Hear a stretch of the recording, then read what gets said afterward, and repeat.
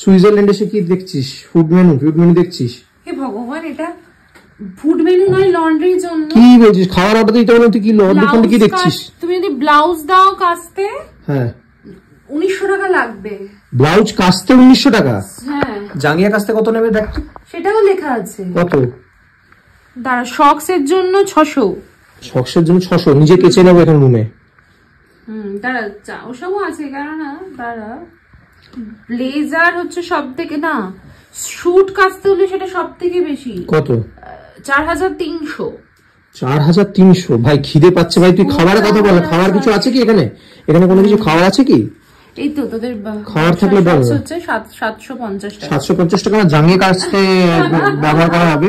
আমি সেটা করতে চাই না, আমি জাস্ট রেখে দেবো, মানে জাস্ট রেখে দেবো, তেমন হলে পরেও থাকবো, কোনো অসুবিধা নেই। আর 750 টাকা দিয়ে আমি পাচ্ছি না। 750 টাকা জাঙ্গিয়া কাচতে আমাদের ফ্রিতে গঙ্গার পাড়ে কেনালে বসে কেচে নিই আমরা, ঠিক আছে? দরকারই নেই বাবা।